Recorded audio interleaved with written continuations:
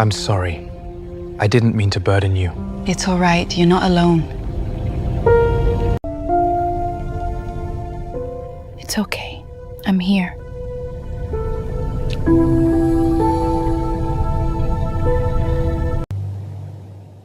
소영아.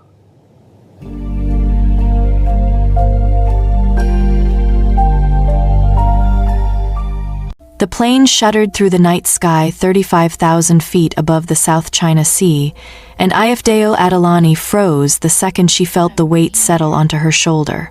She did not turn her head. She did not breathe, because the head that had just dropped against her collarbone belonged to Ryu Sakajin, the man Forbes Asia called the iceberg of Seoul, the man whose own board members trembled when he walked into a room, the man who, only 9 hours earlier, had looked at her across a conference table in Gangnam and said in flawless English, "Do not speak to me unless I speak to you first." And yet here he was, on a red-eye flight to Lagos, his black hair pressed against her shoulder, his breath warm and slow against her neck, and a single tear, just one, sliding silently from his closed eye down the bridge of his perfectly carved nose. The flight attendant who walked past with the water cart stopped so suddenly the bottles rattled. Her mouth fell open. She raised her hand to cover it. She looked at Ayafdeo with eyes that said, "Do something, move him, wake him, this cannot be happening." But Ayafdeo did not move. Because in that moment, watching that single tear travel down the face of the coldest man in the Korean tech empire, she understood something the entire world had spent 20 years trying to figure out. Ryu Sayako-jin was not made of ice. Ryu Susho-jin was made of something that had been frozen on purpose, by someone, for a reason. And whatever that reason was, it had just cracked open 35,000 feet above the ocean, on the shoulder of a Nigerian translator he had hired 3 days ago and had not once looked in the eye. She felt his hand twitch in his sleep. She heard him whisper a name, not in Korean, not in English, but in a language she had not heard since her grandmother died. He whispered the name in Igbo, and that name, that single name, was the name of a boy who, in 12 hours' time, was going to be the most hunted child in Lagos.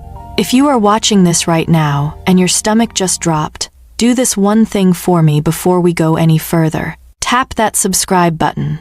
Hit the little bell beside it. Drop a comment that just says, "I'm here for the whole ride." Because what you are about to witness in the next 60 minutes is not just a story, it is a reckoning, and the algorithm only shows it to the people who tell it to keep showing them. So lock in with me, tell the people in your life to come watch this with you, and let us begin. Now, to understand what happened on that plane, you have to go back. You have to understand who Ayafdeo Adelani was before that flight, and who Ryu Sakjin became before he ever met her. Because the woman who let a stranger weep on her shoulder at 35,000 feet was not soft. She was the daughter of a market trader in Ibadan who had buried her mother at 15 and her dreams at 19 and her pride more times than she could count. She was the girl who had learned Korean from a battered library textbook because a scholarship application asked her to list a third language, and she did not want to lie. She was the woman who, at 28, had 3 university degrees and 1 bank account that had been overdrawn for the better part of a year, and the man whose head was on her shoulder was not weak. He was the boy whose mother had been found dead in a bathtub the morning of his 12th birthday, the teenager who had been beaten with a leather belt by his father for crying at the funeral, the man who had built the 3rd largest tech conglomerate in East Asia by the time he was 34, and the CEO who had not, by any official record, smiled in public for 11 years. 2 people who should never have crossed paths were now sharing a cabin, sharing a silence, and about to share a secret that would burn down an empire. 3 days earlier, Ayafdeo had been sitting in her one-room apartment in the Itaewon district of Seoul, eating instant noodles out of the pot, because she had not been able to afford a proper bowl since the last one cracked in November. Her phone buzzed on the windowsill. She almost did not answer. The number had no name. But something in her, the same something that had pushed her onto a plane out of Lagos with 2 suitcases and a scholarship letter 6 years ago, told her to pick it up. The voice on the other end was a man, Korean, clipped, formal. Miss Adelani, my name is Director Ha. I represent the office of the chairman of Sunwa Holdings. We have a position. It is short-term, 72 hours. The compensation is 40 million won. Ifadeo set down her chopsticks. 40 million won was more money than she had earned in the entire previous year. She heard herself ask, "What is the work?" Translation, the man said. Korean to English, Korean to Yoruba, Korean to Igbo. You are one of only 3 certified translators in the country with that combination. What is the subject matter? There was a long pause. That will be disclosed upon signing the non-disclosure agreement. A car will be at your building in 40 minutes. She wore her best blouse, the one with the small ink stain on the cuff that she had tried for 3 years to wash out. She sat in the back of a black sedan that smelled like new leather and old money. She was driven to a tower in Gangnam so tall it disappeared into the clouds. She was taken up an elevator that had no buttons, only a slot for a black keycard. And she was shown into a conference room where 7 men in identical charcoal suits sat around a table the size of her entire apartment. At the head of the table sat a man she recognized only from magazine covers. Ryu Sok-jin. He did not stand when she entered. He did not offer his hand. He did not even fully look at her. He read from a tablet in front of him and said, in a voice as flat as a sheet of glass, "Miss Adelani, you will accompany me to Lagos on Friday evening. You will translate every document and every conversation I require you to translate. You will not ask questions. You will not record. You will not speak to the press. You will not speak to anyone outside this room about the existence of this trip. If any of these conditions are violated, you will be sued for an amount that will follow you to your grave. Do you understand?" Ifadeo looked at the contract that had been slid across the table to her. Her hands wanted to shake. She did not let them. She picked up the pen, she signed, and as she signed, she felt his eyes on her for the first time, just a flicker, just a second. But in that second, she saw something behind the ice that did not match the man everyone said he was. She saw exhaustion. She saw grief. She saw a man who was about to do something he was terrified of. What she did not know, what she could not have known, was that 24 hours earlier, in a small house in the Yaba district of Lagos, a 9-year-old boy named Tobachai Akwosa had asked his great-aunt the same question he had been asking for as long as he could speak. "Auntie, who was my father?" And his great-aunt, a woman named Mama Ngozi, who had raised the boy since the day his mother Adeze died in a botched cesarean section in a Lagos hospital, had finally opened the drawer beside her bed, pulled out a photograph she had hidden for 9 years, and placed it on the table in front of the boy. The photograph showed his mother, young and laughing, standing in front of a coffee shop in Boston with a tall, serious-looking Korean man whose hand was on the small of her back. Tobchai stared at the photograph. He touched the man's face with one finger. He whispered, and Mama Ngozi, with tears running freely down her face, said, "Yes, my son, he is real, and in 3 days he is coming to find you." But this is where the story turns. Because someone else, 6,000 miles away, knew Tobiche existed too. And that someone had been waiting 9 years to use him. Seokajin's half-brother was named Ryu Min-kyeol. He was 31 years old, the son of Sekin's father by his second wife, a woman named Mrs. Han, who had married into the family 2 years after Sekin's mother had been found dead in her bathtub. Min Tial ran the International Acquisitions Division of Sunwa Holdings. He had the corner office on the 42nd floor. He had the second largest stake in the company after his brother, and he had spent his entire adult life waiting for his brother to make one mistake, just one, big enough to seize control of the empire. For a long time he had given up hope. Sok-jin made no mistakes. He had no vices. He had no scandals. He had no lovers. He had no friends. He had no weaknesses. And then, 6 months ago, Min Kyeol had received a phone call from a private investigator in Manila who had been hired, years ago, by Sok-jin's late mother's best friend, a woman named Mrs. Ju, to find out what had happened to the Nigerian girl Sok-jin had loved in college. The girl Seok-jin's father had paid off to disappear, the girl who had not, in fact, taken the money, the girl who had gone home to Lagos pregnant, the girl who had died giving birth to a boy. The investigator had finally found the boy. He had taken photographs. He had filed his report. And Mrs. Ju, who was now 78 years old and dying of lung cancer, had finally decided to break a promise she had made to a dead woman and tell Sakajin he had a son. But she had made one terrible mistake. She had told the wrong assistant, and that assistant had been on Min Kyol's payroll for 6 years. Min Kyol had read the report 3 times. Then he had smiled for the first time in months. Then he had picked up his phone and called a man in Lagos who owed him a great deal of money. And he had said, very quietly, "I want you to find a boy named Tobechi. I want you to wait, and when I tell you, I want you to take him." So on that night, on that plane, when Ryu Sachin let his exhausted head fall onto Ifdayo Adelani's shoulder and whispered the name Tobichai in his sleep, 3 things were happening at the same time, in 3 different parts of the world, and none of them knew about each other. In Seoul, in a private hospital room, Mrs. Ju was dying, and she was praying that the boy she had told Sachin about would be safe. In Lagos, in a small house in Yaba, a 9-year-old boy was lying awake staring at a photograph of a father he had never met, counting the hours until morning. And in a conference room on the 42nd floor of Sunhwa Tower, Min Kyol was looking at a satellite map of the route his brother's private jet was taking, smiling, and waiting for the signal to begin. The plane began its descent at 4:17 in the morning, Lagos time. The sky outside the windows was turning the color of bruised peaches. Ifedeo had not slept.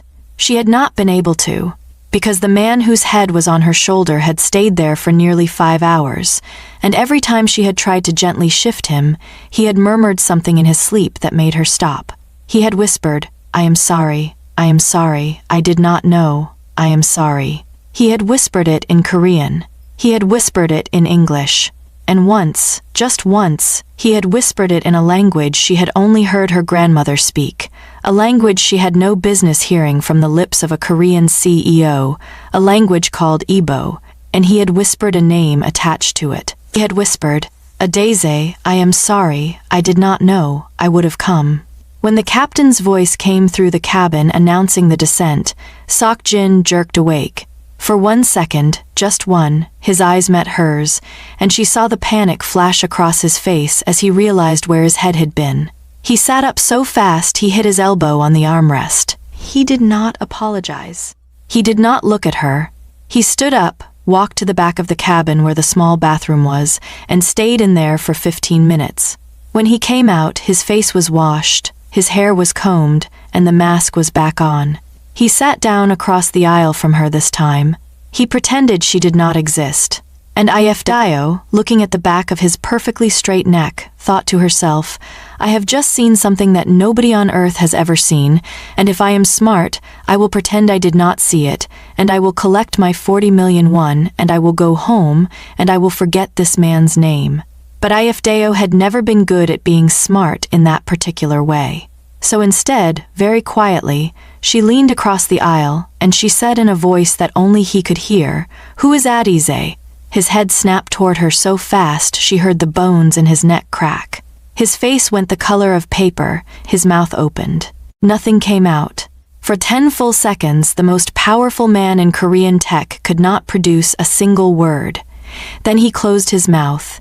He turned away, and he said, in a voice that shook for the first time since she had met him, "If you ever say that name again, I will end your career, your family's name, and your ability to ever set foot in either of our countries again. Do you understand me?" Ifedeo did not flinch. She held his eyes.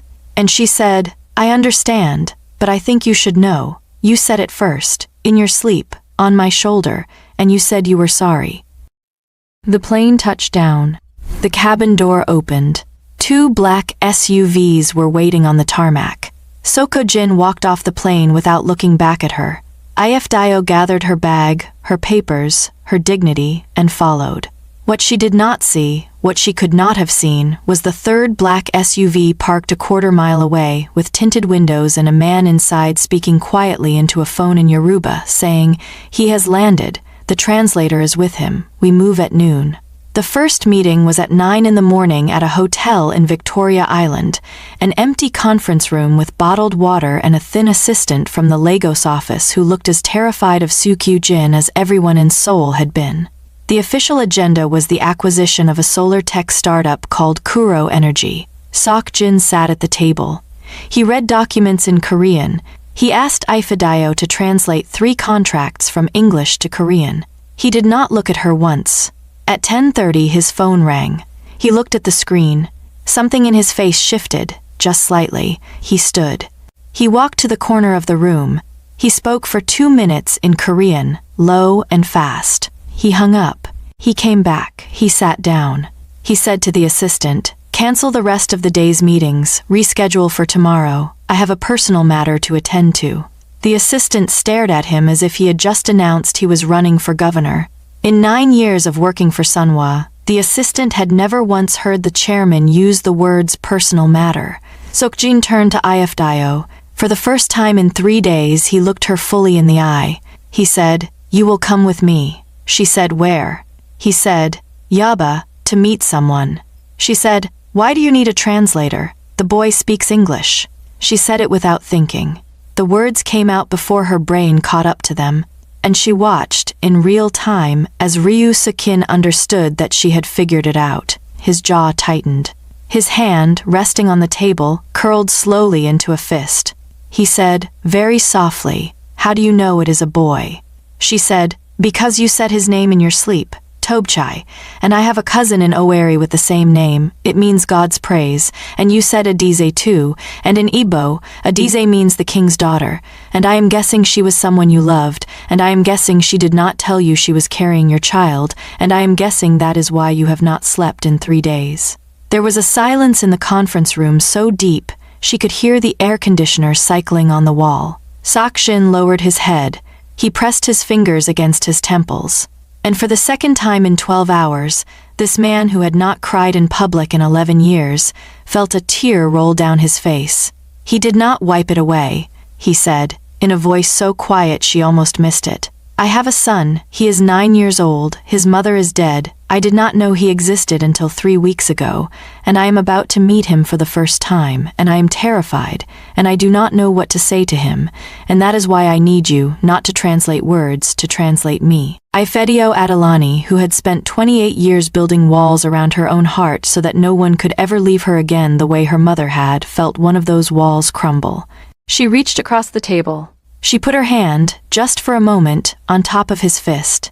She said, "Then we go, and I will help you, not because you are paying May, but because that little boy has been waiting his whole life for this moment, and he deserves a father who shows up. So we go, now. If this story is hitting you somewhere deep, somewhere you did not expect, I need you to do something for me right now. Look down at the like button.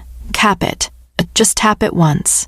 Because every single tap tells the algorithm that this story matters, that this story deserves to reach the next person who needs to hear it. And then come back, because the next 40 minutes are about to take you somewhere you cannot predict. The drive from Victoria Island to Yaba took 1 hour and 20 minutes. The traffic on 3rd Mainland Bridge was its usual symphony of horns and exhaust. Suk-Jin sat in the back of the SUV next to Ifedayo. He had not spoken since the hotel. He held a small wrapped gift in his lap. Ifedayo had asked him what was inside. He had said, "A music box. My mother gave it to me when I was 8. It is the only thing of hers I still have. I am giving it to him." Ifedayo looked at the small box in his hands and understood, for the first time, how heavy a single object could be. She looked out the window. She watched Lagos go by, the city she had been born in, the city she had left because it had given her nothing, and she wondered if she had been wrong. Maybe it had given her this. Maybe it had given her this moment, in this car, beside this man, on the way to meet a boy who needed her language to find his father.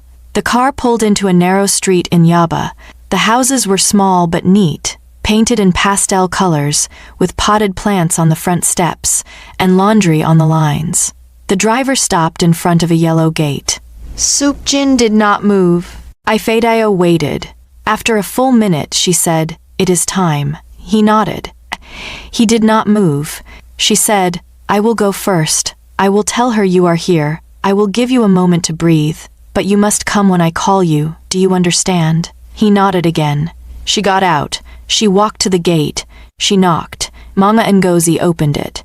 She was a small woman with gray hair pulled back into a tight bun, a worn wrapper tied around her waist, and eyes that had seen too much.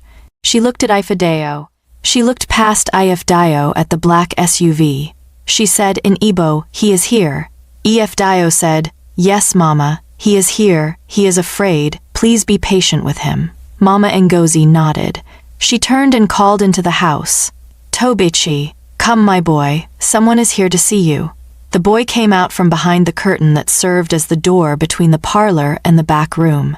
He was small for 9, with his mother's wide eyes and his father's serious mouth and a school uniform he had pressed himself that morning because he had not been able to sleep. He held the photograph in his hand. He had been holding it for 3 days. Ifedayo crouched down. She said, "Tobchai, my name is Ife. I came with a man from very far away. He has been wanting to meet you for a long time. He did not know about you, my boy.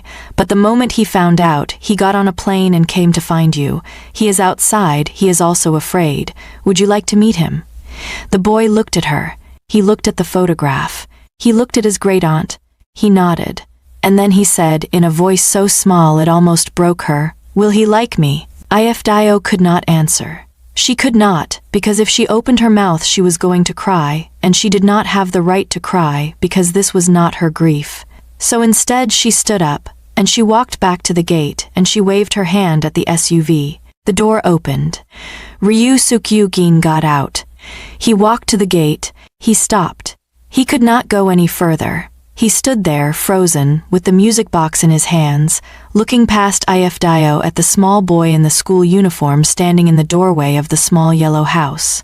And the small boy, holding the photograph, took one step forward, and another, until he was standing in front of the man in the gray suit, and he tilted his head all the way back to look up at him. And he said, in clear, careful English, "Hello, sir, my name is Tobchai, I think you are my father." And Ryu Sachin, the iceberg of soul, the man who had not cried in public in 11 years, dropped the music box on the dusty ground, sank to his knees in front of his son, and wept like a child. For a long time no one spoke. The boy stood very still, looking at the man on his knees. Then he reached out with one small hand and touched the man's wet cheek. He said, "Why are you crying?" Seokjin made a sound that was half laugh and half sob. He said, "Because I have been looking for you my whole life and I did not know it." The boy thought about this for a moment. Then he said very practically, "Auntie made jollof. Are you hungry?" And Seokjin laughed, really laughed, for what Ifedayo would later realize was the first time in 11 years. He picked up his son. He held him against his chest, and he carried him into the small yellow house. Mama Ngozi served jollof rice with fried plantain and grilled chicken. Tobichai sat on his father's lap and showed him his school notebooks and his collection of bottle caps and the model airplane he had built from scraps of cardboard. Sukjin asked questions through Ifedayo, in Korean, in English, sometimes in halting Igbo phrases he had learned from a college girlfriend 9 years ago. Mama Ngozi watched them and cried quietly into her wrapper. And Ifedayo, sitting in the corner of the small parlor, translating one careful word at a time, felt a happiness so unexpected she did not know what to do with it. She thought, this is enough. Whatever comes next, this moment, this little boy on his father's lap, this woman finally able to let go of a secret she has carried for 9 years, this was enough. I did this. Whatever I did to get here, it was worth it. At 3 in the afternoon, Seokjin asked Mama Ngozi if he could take Tobichai for a walk to the ice cream shop 2 streets away. Mama Ngozi said yes. They went out, the father holding his son's hand, the boy talking non-stop about which flavor he was going to choose, the man listening as if every word was a sacrament. Ifedayo stayed behind. She helped Mama Ngozi wash the dishes. She talked with her in Igbo about her mother, about Ibadan, about the strange paths that lives took. Then 30, then 40. Ifedayo looked at her watch. She frowned. The ice cream shop was 2 streets away. They should have been back by now. Her phone rang. It was Siu Keen. She answered. The voice on the other end was not Sayak. It was a Nigerian voice, male, calm, almost polite. The voice said, "Miss Adelani, please tell the foreign man that we have his son, and we have him, and if anyone calls the police, both of them die. Tell him to wait by his phone. Instructions will come in 1 hour." The line went dead. If Dio stood in the kitchen of the small yellow house holding her phone in a hand that had gone completely numb. Mama Ngozi was looking at her. The old woman's face had gone gray. "What is it?" she whispered. "What is it, my daughter?" And If Dio, who had spent her life finding the right word in the right language for the right moment, opened her mouth and could not find a single one. The next 48 hours would become the most dangerous hours of If Dio Adelani's life. Within the first 10 minutes, she had to make the hardest decision she had ever made: call the police and risk the man on the phone making good on his threat. Or do not call the police and trust a stranger with the life of a child she had known for 3 hours and the life of a man whose head she had cradled on her shoulder above the South China Sea. She chose neither. She did something else. She called Director Ha, the man who had hired her in Seoul. She told him everything. He did not interrupt. When she was done, he said, in a voice that had gone razor sharp, "Miss Adelani, do not move from that house. I am sending a team, tell no one, including the chairman, when he calls back. There is something you do not know about this situation. There is something Mr. Ryu does not know, and it is going to determine whether they live or die. Do you understand me?" If Dio, with her heart hammering in her chest, said, "I understand." What Director Ha then told her in the next 6 minutes on that phone call in the kitchen of the small yellow house in Yaba was this. He had been the personal assistant to Seo Jin's late mother, Mrs. Ryu, before she died. He had been her assistant since he was 22 years old. And on the morning Mrs. Ryu had been found dead in her bathtub 22 years ago, Director Ha had been the second person to find her body. The first had been the housekeeper, and what the housekeeper had told Director Ha that morning, and what Director Ha had never told anyone in the 22 years since, was that Mrs. Ryu had not committed suicide. There had been a struggle. There had been bruises on her arms. There had been a second glass on the side of the tub, and the second glass had been left there, the housekeeper had whispered, by Mrs. Han, the woman who, 2 years later, became Sewak Jin's stepmother, the mother of his half-brother Min Kyol.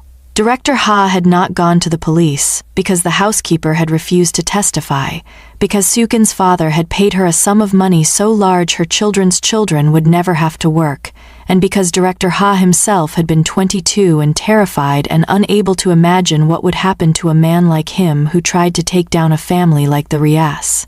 He had stayed silent. He had become Sayoki Jin's protector from the shadows. He had watched the boy grow into a man made of ice. And he had waited, for 22 years, for the moment to come when he would have to tell the truth. And that moment, he said to If Dio in the kitchen, was now. Because the man who had taken Toby Chai and Sok Jin was not a random Nigerian criminal. He was a contractor. He had been hired through 3 layers of intermediaries. And Director Ha, with the resources of Sunwa's private security, had traced the original payment. It had come from a shell company in Singapore. The shell company was owned by another shell company in the Cayman Islands. The Cayman company was controlled by a single man, Ryu Min Kyol, the half-brother, the son of the woman who had killed Sayaken's mother, the man who had been waiting 22 years for his own moment. If Dio sat down on the kitchen floor. She had to. Her legs would not hold her. Mama Ngozi sat down next to her and held her hand. And If Dio, in a voice that did not sound like her own, said into the phone, "What do we do?" Director Ha said, "We do what they expect us to do, until we do not. They will call back in 1 hour with a demand. The demand will be that Mr. Ryu sign a document transferring his voting shares to a holding company.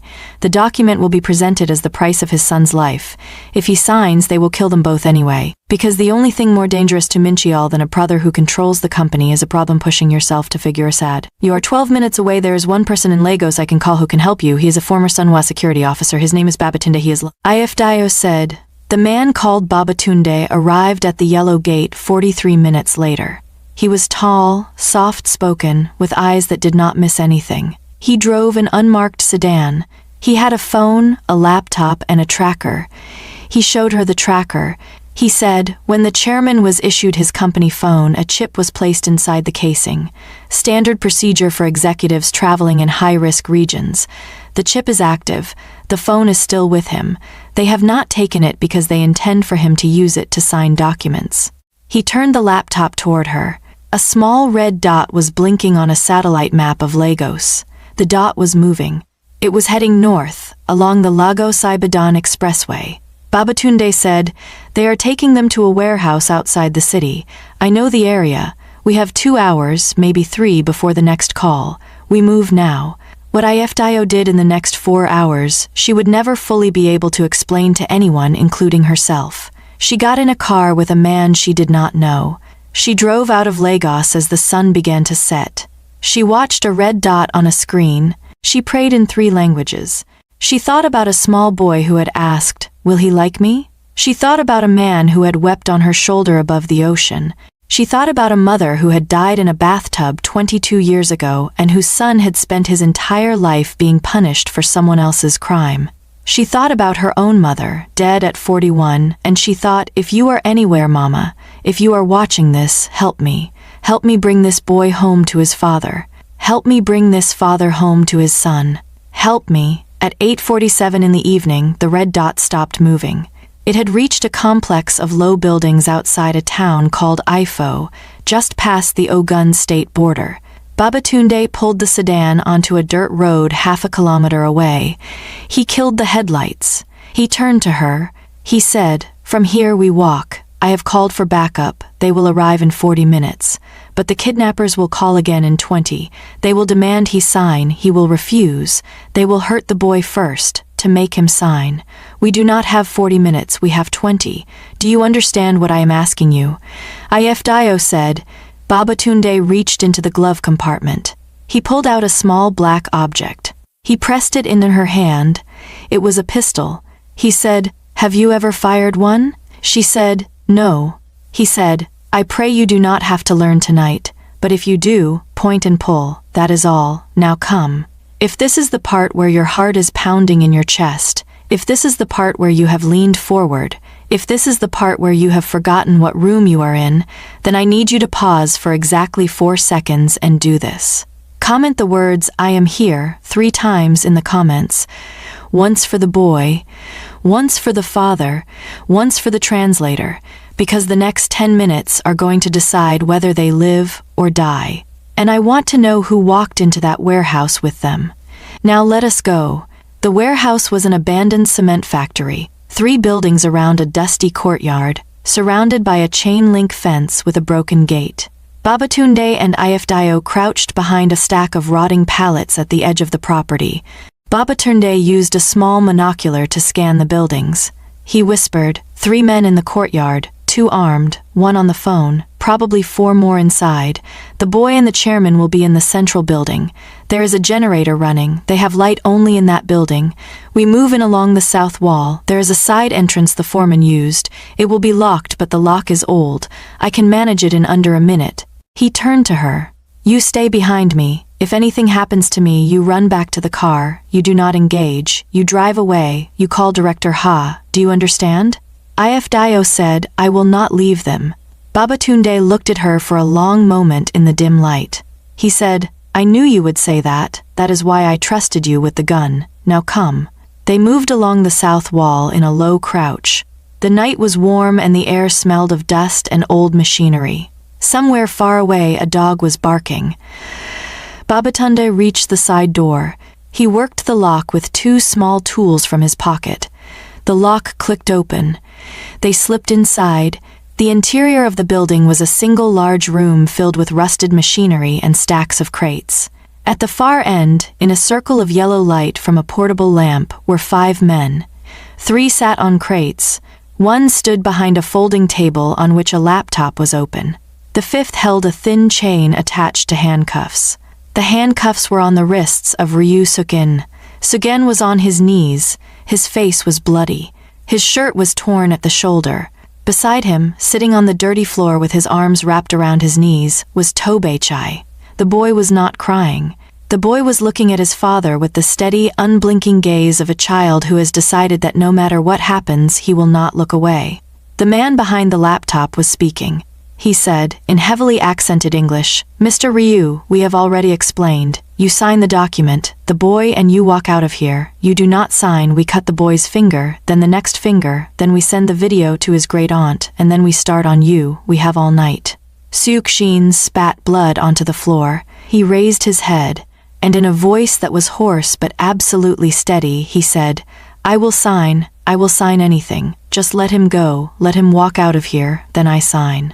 The man behind the laptop laughed. He said, "No, Mr. Ryu, we do it together or not at all." Babatunde, crouched behind a stack of crates 20 feet away, breathed out slowly. He turned to Ifdio. He whispered, "I am going to move to the right and create a distraction. When they all look toward the noise, you do one thing. You shout the boy's name as loud as you can and you tell him in Igbo to run toward you. Then you grab him and you go back through the door we came in. Do not stop. Do not look back. I will handle the rest." Ifdio nodded. Babatunde melted into the darkness. For 30 seconds there was no sound except the men talking and the generator humming. Then, from the far side of the warehouse, there was a crash. A stack of metal pipes had fallen over. All 5 men turned their heads. 2 raised their rifles. The man holding the chain on Seoki Jin's handcuffs stepped forward, looking into the darkness. And Ifdio, with her heart in her throat, stood up from behind her stack of crates and screamed, in the loudest voice she had ever produced in her life, "Tobechai, Bia, Gabalaga, Bia, Nebe, Ubue, Ame. Run. Come here." Now, the boy moved like he had been waiting for the command his whole life. He was on his feet before the men had even registered the second voice. He was running. He was running flat out, his small legs flying, his school uniform a blur in the yellow light. The men shouted. One of them raised his rifle. There was a single sharp crack from the darkness on the far side, and the man with the rifle went down. Babatunde. The other men spun toward the sound, firing wildly. Tobechai reached Ifdio. She grabbed him. She lifted him. She turned to run for the door. And then Sakajin, on his knees with his hands cuffed, did something no one expected. He threw his entire body sideways into the legs of the man who had been holding his chain. The man fell. The chain whipped through the air, and Sakajin, with his cuffed hands, snatched the man's pistol from his belt. He did not stand up. He fired 3 times from his knees. 2 of the remaining men went down. The third dropped his rifle and ran for the back of the warehouse. Babatunde appeared from the darkness, his own pistol raised. He fired once. The runner fell. There was a silence so sudden it felt like the air had been sucked out of the building. Ifdio, holding the boy against her chest, turned slowly. Sakajin was on his feet now, swaying, bleeding from his nose and his shoulder, the pistol still in his cuffed hands. He looked at Ifdio. He looked at the boy in her arms. He dropped the pistol. He started to walk toward them. He made it 3 steps. Then his legs gave out and he went down to his knees again, this time gently. Tobechai wriggled out of Ifdio's arms and ran to him. The boy threw his arms around his father's neck, and the father, with his hands still cuffed in front of him, held his son with everything he had left. Babatunde walked over. He examined the men on the floor. He nodded once. He pulled a small key from the pocket of one of them. He unlocked Sakjin's handcuffs. He helped him to his feet. He said, "Mr. Chairman, we have a car, we need to go, now." Sakijin nodded. He picked up his son. He turned to Ifdio. He looked at her for a long moment, and he said, in a voice that shook, "Thank you." She said, "Do not thank me yet, we are not finished." She was right. They were not. The drive back to Lagos was silent. Tobechai fell asleep in his father's lap in the back seat. Sakojin held him as if he was the only thing in the world that mattered, because at that moment he was. Babatunde drove. Ifdio sat in the front passenger seat, her hands finally beginning to shake now that the adrenaline was wearing off. Halfway back, her phone rang. It was Director Ha. She answered. He said, I just landed. I have boarded a helicopter. I will be at the Eco Hotel in 40 minutes. There is something I need to tell the chairman in person. Do not let him sleep. Do not let him hide. I have waited 22 years to say this and I will not say it over a phone. Ifdio turned around. She looked at Saya Kyujin in the back seat. She said, he is asking to meet us at the hotel. Seokjin nodded slowly. He understood that there was more. He had been a powerful man too long not to understand that one rescue did not end one war. At the hotel, Mama Ngozi was waiting in the suite. Director Ha had called her from the helicopter. She had been driven over. When the door opened and Tobchai walked in alive, the old woman fell to her knees and praised God in 3 languages. Seokjin sat down on the edge of the bed.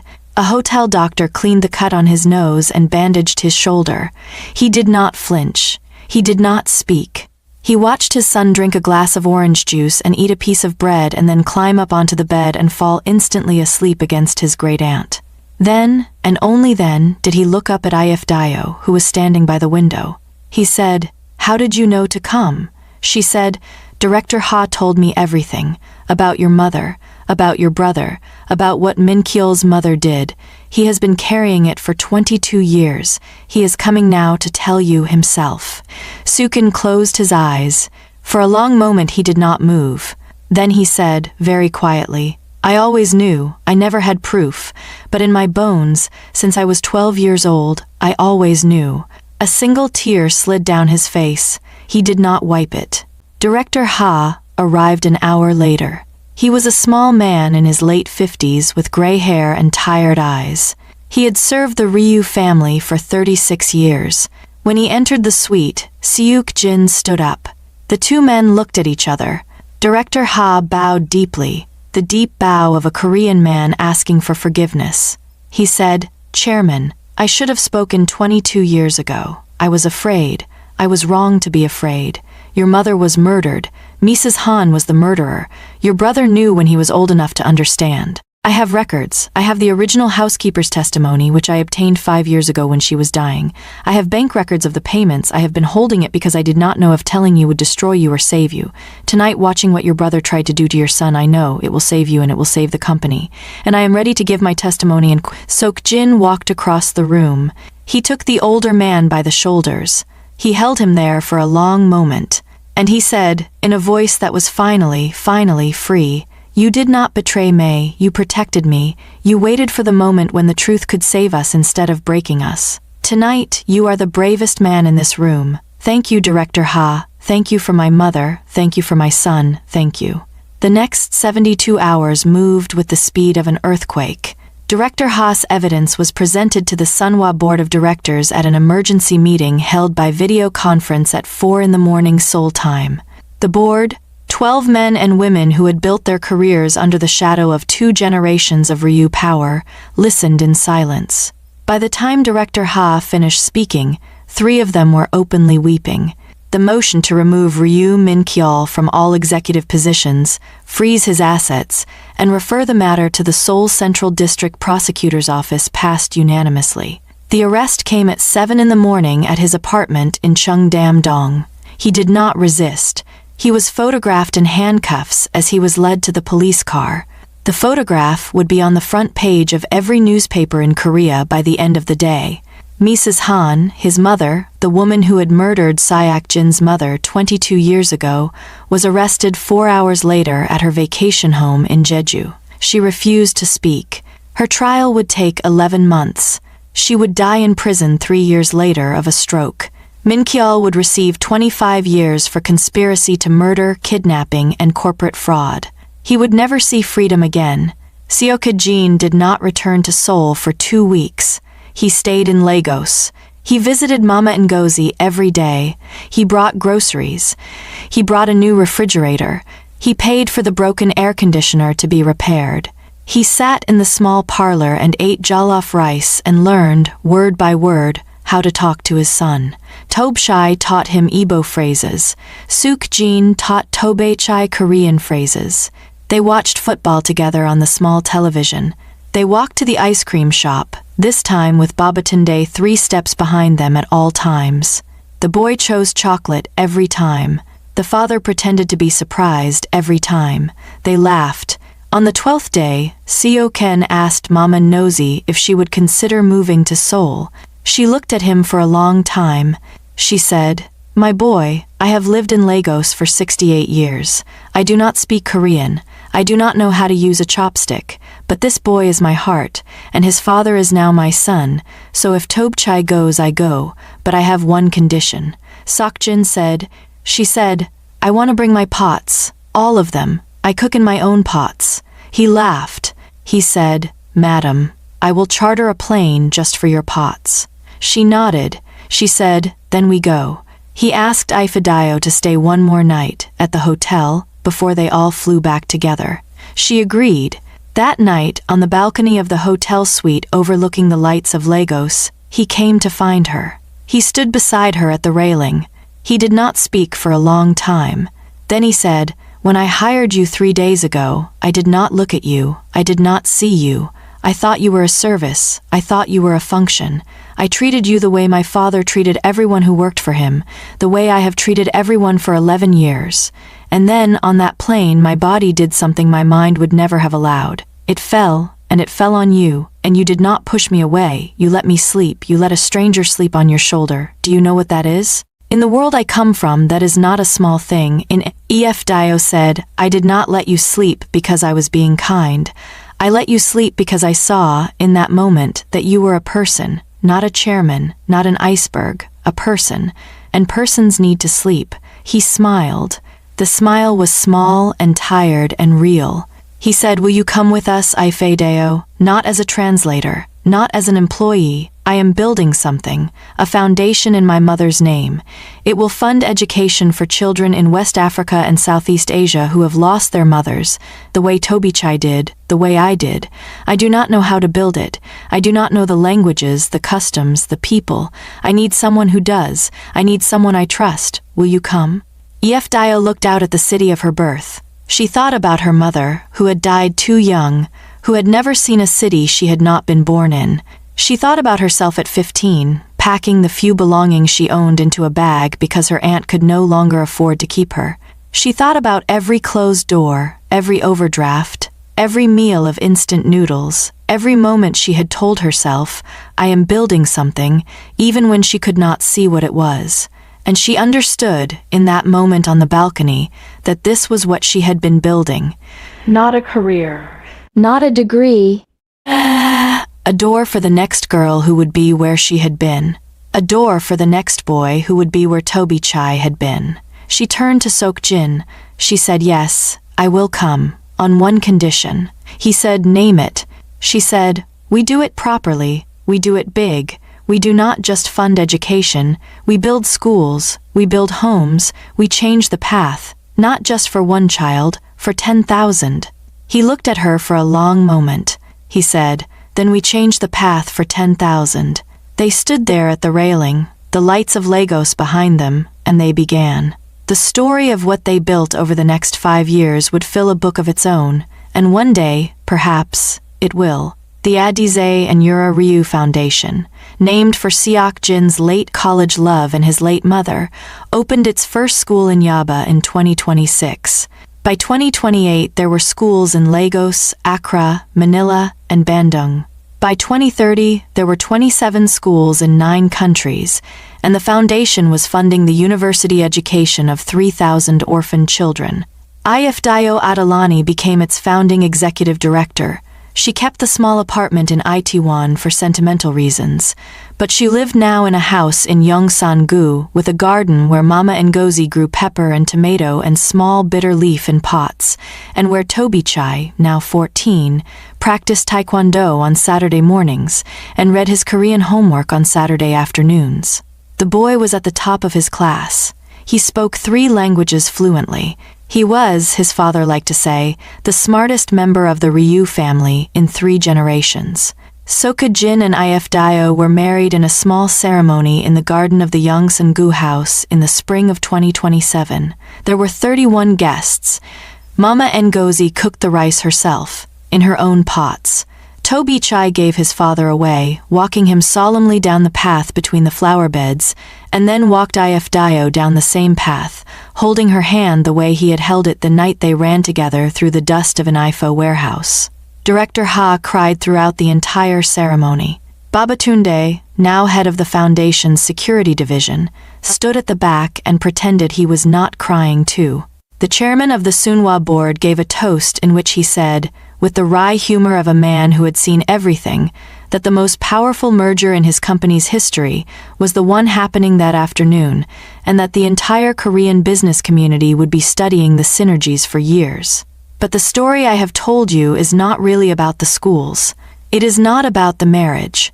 It is not about Min Kyeol rotting in his prison cell or Mrs. Han taking her secrets to her grave.